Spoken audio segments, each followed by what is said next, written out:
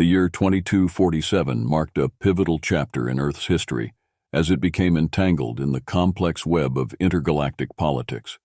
The Zeltrax Confederacy, a powerful coalition of alien races, had set its sights on Earth not for conquest, but for partnership.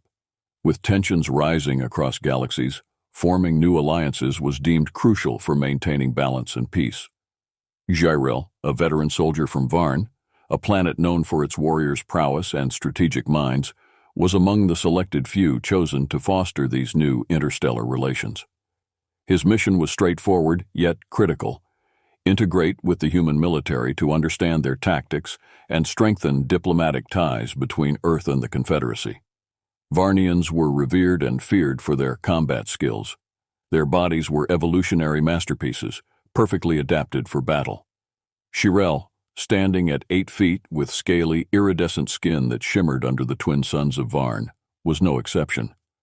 His imposing figure was equipped not only with physical strength but with years of combat experience.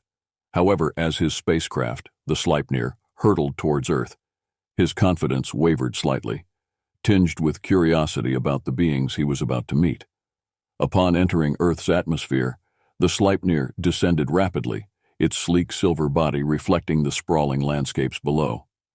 Xyrel gazed through the viewport, his sharp eyes scanning the terrain. The landing zone was an isolated military base in what was once known as Nevada, a barren desert area that oddly resembled the arid plains of Varn. As the ship touched down, a flurry of activity greeted him. Human soldiers, clad in their uniform of camouflaged fabrics, busied themselves around the landing pad. Their technology was primitive compared to what Xyrel was accustomed to, yet there was a sense of order and purpose in their movements that commanded respect. General Adams, the base commander, was the first to welcome him. The general was a tall human, his skin weathered from years in the sun, and his eyes sharp and assessing. His grip was firm as they shook hands, an ancient human gesture of greeting that Xyrel had learned during his briefings. "Welcome to Earth, Commander Xyrel," General Adams said, his voice steady. "We hope your stay here will be enlightening." "Thank you, General Adams," Xyrel replied, his voice a deep rumble. "I am here to learn and to share knowledge. I look forward to understanding your ways." General Adams nodded, a small smile breaking through his otherwise stoic demeanor. "Let's get you settled in. There's a lot we can learn from each other." As they walked towards the main complex, Xyrel's eyes were drawn to every corner of the base. The buildings were robust and functional, with satellite dishes and radar antennas crowning their tops. Soldiers moved in sync, some in groups, training, while others patrolled the area. He noted the absence of heavy artillery or advanced weaponry. It was unlike any military establishment he had seen before. Inside the command center, a large holographic map of Earth illuminated the room, with various points marked in vibrant colors. General Adams explained the strategic locations and their significance in global and extraterrestrial defense. "Our approach may differ from what you're used to, Commander," the general continued. "Human strength lies not just in firepower, but in our ability to adapt and innovate. You'll find that our methods are quite unconventional." Xyrel nodded, his mind racing with questions and possibilities. This mission was no longer just a diplomatic obligation. It was a challenge, a puzzle he was eager to solve. As the sun set on his first day on Earth, casting long shadows over the arid Nevada landscape, Xyrel felt a stirring of anticipation. The upcoming days promised a journey of discovery not just about human military tactics, but about the resilience and ingenuity of this peculiar species called humans. This was not just a simple exchange. It was the beginning of something much larger, a test of adaptability and understanding in a universe that was constantly changing. His mission, he realized, was not merely to observe and report, but to engage deeply, challenge his beliefs, and perhaps change the way the Confederacy engaged with the universe. With this understanding, Xyrel was ready to step into the complex dance of interstellar diplomacy on a planet far from home but close in spirit. The adventure was just beginning. General Adams led Xyrel across the military compound, the sprawling installation buzzing with the orderly chaos characteristic of a human military base. As they walked, Xyrel observed the soldiers more closely.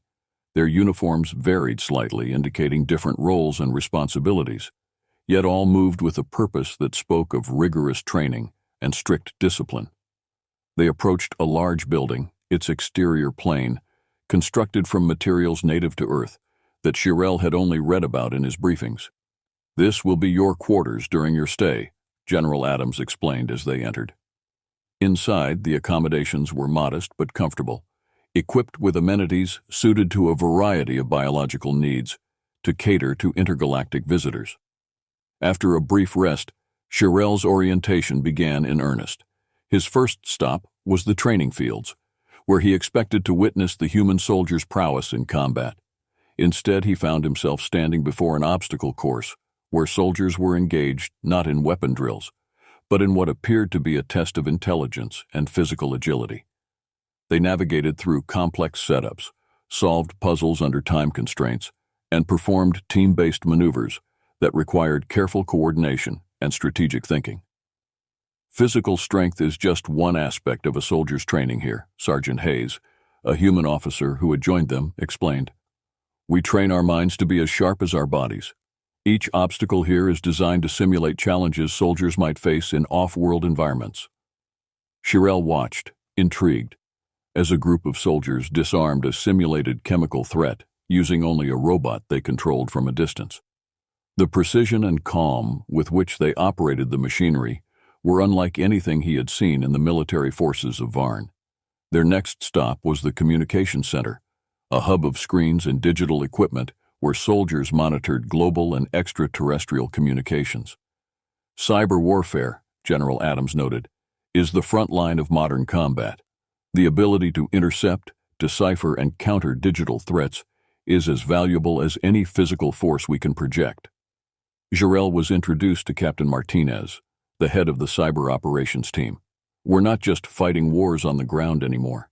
Space, cyberspace, and the minds of people are all battlegrounds now," she explained, while showing him live data feeds and simulation results. The concept was foreign to Shirel.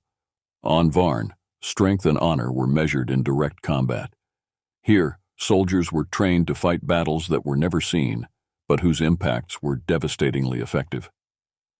As the tour continued, General Adams led Shirel through a medical bay bustling with activity. "Our medics are trained to treat a wide range of biological beings and use technology to heal injuries that would have been fatal just a century ago," he said, as they passed a soldier regenerating tissue through some form of advanced phototherapy. The last part of the orientation was the strategy room, where human officers and their alien counterparts from other member races of the Confederacy were engaged in a joint training session. They were using a simulation to conduct a peacekeeping mission on a volatile planet. The officers used holographic displays to visualize the terrain and coordinate their movements meticulously. "Here, strategy is as much about diplomacy as it is about military tactics," General Adams explained. "Many conflicts can be resolved without firing a single shot, through negotiations, alliances, and sometimes just by understanding the other side." Throughout the day, Shirel's initial skepticism slowly morphed into a mix of admiration and bafflement. The human military's reliance on technology, psychology, and strategic diplomacy was a stark departure from the brute force methods favored by his people.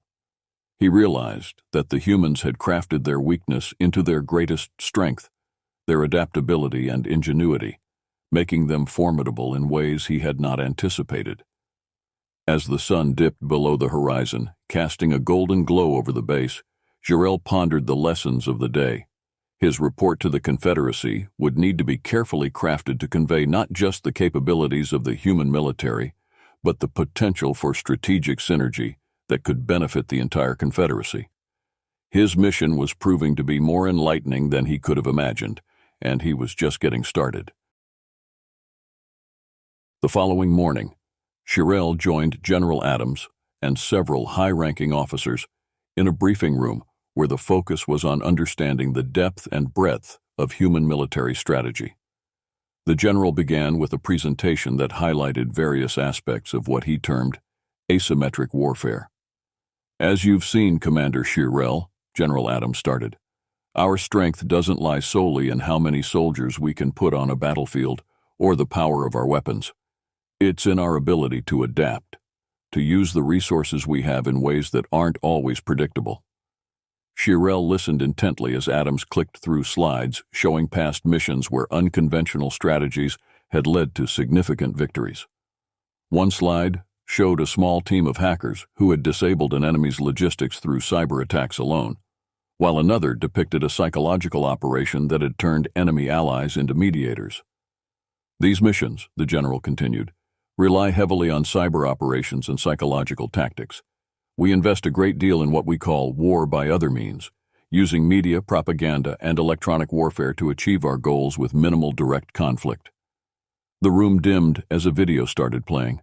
It showed a recent operation where a human team had averted a violent uprising in a distant country through negotiation and strategic misinformation that confused the insurgents, leading to their surrender without a shot fired. Sergeant Hayes, who had taken a particular interest in helping Shirel understand these methods, explained further. We train our soldiers to think like chess players, anticipating moves and counter-moves, always looking for a mental edge over sheer physical prowess. Later that day, Shirel was taken to a field operation designed to simulate a complex rescue mission in an urban environment. The operation involved drones for surveillance, soldiers trained in urban combat, and negotiation specialists who orchestrated a peaceful extraction of hostages. As he watched the operation unfold, Shirel was struck by the coordination and reliance on technology. Soldiers used non-lethal weapons, primarily focused on incapacitating rather than killing, a concept that was entirely new to him. The use of drones and real-time data to make strategic decisions was profoundly different from the frontline charges he was used to. The most profound moment came when he witnessed a team defuse a potentially violent confrontation with a local warlord, not with weapons, but through mediated discussions where mutual benefits were emphasized. Sometimes the best weapon is the right word, Lieutenant Mira, the team's negotiator, told him afterward. Shirel's understanding of warfare was being dismantled and rebuilt with each passing day. The humans had a different kind of bravery, he realized. It wasn't just about risking life and limb, it was about risking pride, stepping back, and finding solutions that preserved life on all sides. That evening, General Adams invited Shirel to a classified meeting where they discussed potential applications of human strategies in dealing with a current conflict on the borders of the Zeltrax Confederacy. Shirel proposed an idea that blended Varn's direct combat tactics with human psychological and cyber strategies, a hybrid plan that was met with interest and cautious optimism. The meeting extended late into the night, with officers from different specialties brainstorming how they could implement these hybrid tactics. The humans were eager to learn from Shirel as well, asking detailed questions about Varnian armor and weapons, keen to understand how they could integrate the physical strengths of Varn soldiers with human technological advances. As Shirel retired to his quarters that night, his mind buzzed with ideas and possibilities. The traditional Varnian ways of war were powerful, but perhaps, he thought, not always necessary. The humans had shown him that strength could also come from patience, intelligence, and the will to find peace over victory. His report to the Confederacy would certainly shake some foundational beliefs, but maybe that was exactly what was needed. This mission, Shirel realized, was not just a diplomatic gesture. It was a chance to revolutionize how the Confederacy conducted its wars, all thanks to the surprising ingenuity of Earth's inhabitants. In the weeks that followed, Shirel immersed himself in the study and practice of human military tactics, particularly those that emphasized psychological and cyber operations. The humans, he observed, were masters of manipulation, both of the digital and human kind. He attended workshops and participated in simulations that opened his eyes to the myriad ways warfare could be conducted. One morning, General Adams approached him with a new type of exercise. Today, you'll join one of our peacekeeping teams in a simulation designed to prepare them for civil unrest scenarios, he explained. These exercises help our soldiers develop the restraint and tactical diplomacy needed to handle volatile situations without escalating violence.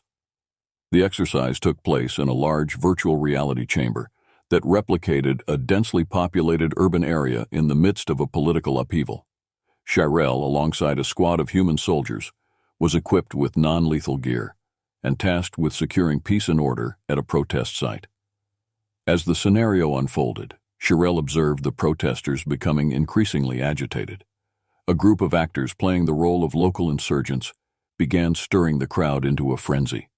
The human soldiers moved in, forming a barrier between the most aggressive protesters and the local government buildings they targeted. Sergeant Lee, the squad leader, spotted a group of insurgents trying to flank them. Rather than engaging them with force, he approached them with a white flag, an invitation to talk. "Our goal is not to fight, but to protect," Lee shouted over the din, his words translated and amplified to the crowd. Shirel watched in astonishment as Lee and his team initiated a dialogue with the insurgents. They discussed grievances, shared their objectives peacefully, and negotiated a temporary stand-down. The situation de-escalated, and the crowd began to disperse without a single shot fired. The Varnian was deeply moved by the outcome. "In my culture, such restraint is often viewed as weakness," he confessed to Lee afterward. Seeing it in action, the strength it takes to hold back, to negotiate, "It's a form of bravery I hadn't appreciated before." Lee nodded, understanding the depth of what Shirel was confronting internally. It takes courage to change the approach, especially when tradition dictates otherwise. But here, we find this method often saves lives, both ours and theirs. The exercise revealed more than just human tactics to Shirel. It illuminated a new philosophy of conflict resolution. He began to question the long-held beliefs of his people, beliefs that glorified confrontation and victory by force. Eager to explore this new understanding further, Shirel spent time with the psychological operations team, learning how they used information as a tool. He saw how they crafted messages that were broadcast over enemy territories, messages designed to sow doubt among troops, reduce morale, and often turn the tide of battle without direct conflict. He also delved into the world of cyber warfare, where soldiers used code and cyber attacks to disable enemy communications, gather intelligence, and mislead adversaries. Captain Martinez, who headed the cyber team, demonstrated several strategies that effectively neutralized threats. "We can win wars by making sure they never happen," she explained, "by cutting off the enemy's ability to communicate, or by making them think twice about their actions through strategic misinformation." This holistic approach to warfare, combining physical presence with psychological and digital dominance, challenged Shirel's views on military strength. He realized that power could be wielded softly, not always loudly, and the mind was as potent a weapon as any blade or gun. His days filled with training, observation, and learning, Shirel documented everything meticulously. His reports to the Confederacy, initially filled with skepticism, gradually began to advocate for a re-evaluation of their military doctrines in light of what he'd learned from humans. As his respect for human methods grew, so did his belief in their effectiveness. He proposed several joint exercises between Earth forces and the Zeltrax military, hoping to integrate some of the non-confrontational tactics into his own people's strategies. These proposals, once radical, started to gain traction among his superiors back home. The weeks following the simulation exercise saw Shirel diving deeper into the mechanics of human military operations. His newfound respect for human strategies of restraint and psychological nuance only grew as he witnessed their application in various training scenarios and real-world applications.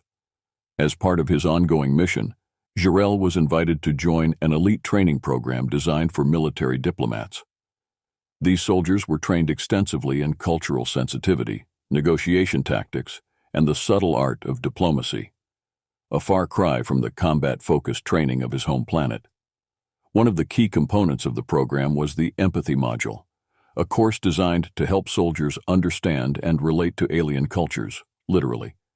Using advanced VR technology, soldiers could experience life as a member of another species, complete with all its physical and emotional challenges. Shirel, participating as both a student and a consultant, found this experience eye-opening. He underwent a simulation as a human, struggling with the limitations and emotions of the human condition, from fatigue and fear to empathy and love. Understanding the heart and mind of your ally or adversary is crucial, the instructor noted. It helps us navigate complex emotional landscapes and secure peaceful outcomes where possible. Next, Shirel explored the Strategic Innovations Department, where the latest in technology and warfare strategies were developed. Here, he saw firsthand how humans integrated AI and machine learning into their tactics, not to replace soldiers, but to enhance their capabilities and protect human lives. He was particularly impressed by an AI-driven logistics system that could predict supply needs before a campaign even started, and drones that provided real-time data while minimizing risk to human troops. These tools improve our response times and adaptability in crisis situations, explained Dr. Helen Choi, the department head. They're not just about efficiency, they're about saving lives and making peace more achievable. One of the most profound stops for Shirel was the Military Medical Center. Unlike the brute force healing methods of Varn, human medical technology embraced complexity and precision. He observed surgeries being performed with laser-guided precision, and injuries being healed with regenerative treatments that made extensive use of stem cells and nanotechnology. The goal is to get soldiers back to their families, not just back to the battlefield, said Major Simmons, a medical officer. This sentiment struck a chord with Shirel, whose culture often celebrated scars and ongoing pain as marks of honor and sacrifice. Furthering his education, Shirel spent time with the Psychological Operations (PsyOps) team. He learned about their efforts to de-escalate potentially violent situations using well-crafted messages and broadcasts designed to influence enemy behavior and morale subtly. The pen, or broadcast, can be mightier than the sword, quipped Captain Reyes, the PsyOps commander. By understanding the psychological underpinnings of our adversaries, we can often avert violence and turn enemies into allies. Cyber warfare tactics also fascinated him. The cyber team demonstrated how they infiltrated enemy networks to gather intelligence, sabotage operations subtly, or plant disinformation, all without the risks traditional warfare entailed. Reflections and preparations. Through his extensive training and experiences, Shirel began to see a pattern. The human military's greatest strength lay in its ability to prevent conflict or to resolve it with minimal violence. This was a radical shift from the Varnian approach of meeting force with greater force, and it prompted a significant shift in Shirel's own thinking about power and conflict resolution. He prepared a detailed report for his superiors, outlining how integrating human strategies, particularly their emphasis on psychological warfare, diplomacy, and technology, could enhance their own military effectiveness. He suggested pilot programs to test these strategies in controlled environments, hoping to demonstrate their value in reducing casualties and achieving objectives through smarter, not harder efforts. As his time on Earth began to draw to a close, Shirel reflected on his journey. He had arrived with the expectation of studying a primitive and straightforward military force. As his understanding of human military strategies deepened, Shirel began the next phase of his mission, the integration of Varnian and human tactics. This process involved both sharing his own combat experiences and adapting the human methodologies he had learned into his people's practices. The goal was to create a symbiotic military doctrine that could benefit both the Confederacy and Earth's forces in future engagements. Collaborative training exercises. Shirel initiated a series of collaborative training exercises involving both human and Varnian soldiers. The first of these was a combined drill that simulated a multi-front defense scenario on a fictional planet. The Varnians contributed their robust direct combat skills and superior physical abilities, while the human forces implemented their advanced surveillance drones, cyber defenses, and psychological warfare tactics. The exercise was eye-opening for both sides. The human soldiers marveled at the Varnians' quick adaptability and raw strength, which allowed them to execute high-risk maneuvers with remarkable precision and speed. Meanwhile, the Varnians were impressed by the humans' ability to control the battlefield without always engaging in direct combat, using their technology to create advantages and manipulate enemy movements. Adapting Varnian armor and weapons. One significant area of collaboration was the adaptation of Varnian armor to incorporate human technology. Shirel worked with Dr. Choi and her team in the Strategic Innovations Department to integrate sensors and communication tools into the Varnian battle gear, enhancing their situational awareness and connectivity on the battlefield. These modifications allowed Varnian soldiers to receive real-time data about their surroundings and enemy movements, significantly increasing their effectiveness in combat scenarios. Moreover, the humans developed non-lethal alternatives to some of the traditional Varnian weapons, adding versatility to their arsenal and providing options that aligned with the humans' emphasis on minimizing casualties. Joint peacekeeping missions. Perhaps the most ambitious application of their integrated tactics came with a joint peacekeeping mission. The target was a politically unstable region in the Orion sector, where a violent conflict threatened a critical trade route. The mission combined Jirel's strategy of a strong, swift offensive to secure the area quickly, with human psychological operations to stabilize the local population and prevent further violence. Major Simmons and her medical team also played a crucial role, setting up field hospitals to treat both military and civilian casualties, which greatly improved relations with the local communities and decreased support for the insurgents.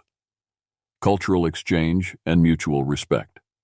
Throughout these experiences, both the human and Varnian soldiers learned to respect and appreciate their differences and strengths. Shirel and his human counterparts held regular debriefing sessions to evaluate their progress and share insights, which helped in fine-tuning their approaches continuously. Sergeant Lee, who had become a good friend and confidant to Shirel, shared his thoughts during one of these sessions. "We've learned a lot from you, Shirel. Your strategies are direct, effective, and honorable.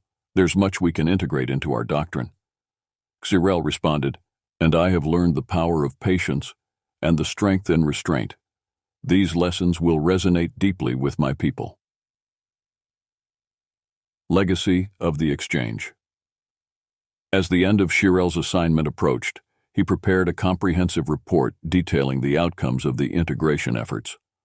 This report, intended for both the human military leadership and the Zeltrax Confederacy, highlighted the successful strategies and tactics developed through their collaboration.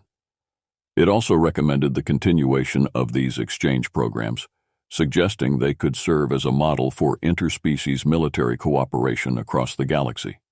The report was well received, and plans were made to establish a permanent joint training facility on Earth, as well as on Varn and several other Confederacy worlds.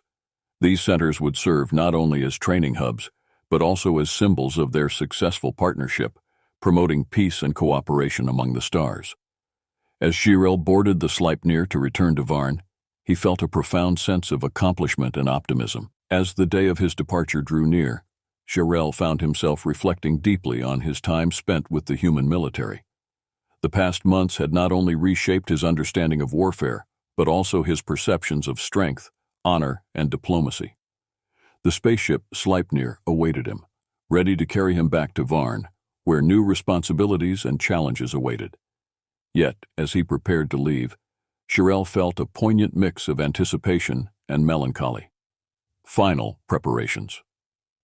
The morning of his departure, Shirel's quarters were busy with activity. His human counterparts, including General Adams, Sergeant Lee, and Captain Martinez, helped him pack the various human artifacts and technological devices he was taking back as gifts and educational tools for his people. Each item was carefully selected to demonstrate the ingenuity and spirit of cooperation he had experienced on Earth. "I never thought I'd see the day when a Varnian warrior was sad to leave Earth," Lee joked as he handed Shirel a framed photograph of their team. In the picture, humans and Varnians stood side by side, united by their shared mission. Shirel smiled, clasping Lee's shoulder. "Nor did I expect to find such camaraderie and wisdom here," he replied. "I'm taking back much more than I anticipated." Ceremonial farewell. A formal farewell ceremony was held at the base, attended by soldiers and diplomats from various Earth nations and representatives of the Zeltrax Confederacy. General Adams gave a speech, commending Shirel for his open-mindedness and the profound impact of his work on Earth's military strategies. "You came here as an observer and a diplomat, but you leave as a friend and a brother in arms," Adams declared, his voice echoing over the assembled crowd. "May the bonds forged during your stay be the foundation of lasting peace and cooperation between our peoples." Shirel, too, addressed the gathering. His speech, thoughtful and eloquent, highlighted the transformative power of understanding and partnership. "I arrived on Earth with a mission to observe and learn. I am leaving with a profound respect for the human spirit, your strategies of peace, and the critical importance of empathy in leadership."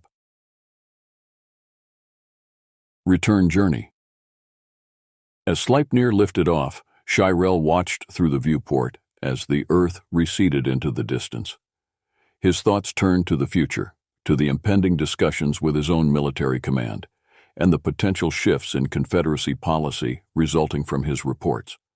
During the journey, he reviewed his notes and preparations for his presentations to the Confederacy's High Command. He planned to propose several key changes, including the establishment of an Earth-Varnian training and cultural exchange program, the adoption of non-lethal weaponry and tactics, and expanded roles for psychological and cyber warfare units. Homecoming and impact. Upon his return to Varn, Shirel was greeted with ceremonial honors and some skepticism by traditionalists, who viewed his new ideas with suspicion. However, armed with evidence of their effectiveness and backed by his considerable prestige as a decorated warrior, Shirel set about advocating for these innovative strategies. His first report to the High Council, replete with data, testimonials, and tactical assessments, was pivotal. He spoke not only of military tactics, but also of the potential for diplomatic successes that could stabilize regions without bloodshed. Gradually, his insights began to take root, influencing Varnian strategy at the highest levels. Legacy and continued collaboration. Months after his return, the first joint training facility, named the Earth-Varn Friendship Center, was inaugurated on Varn, symbolizing the new era of interspecies cooperation. Similar centers were also established on Earth and other Confederacy worlds, fostering a galaxy-wide network of mutual learning and alliance. Shirel continued to serve as an ambassador at large for these initiatives, traveling between Earth and various Confederacy planets, shepherding the delicate process of integration and mutual understanding. His work laid the groundwork for a lasting peace, a testament to the power of open dialogue and shared objectives. As years passed, the legacy of his mission was evident not only in military reforms, but also in the decreased frequency of interstellar conflicts.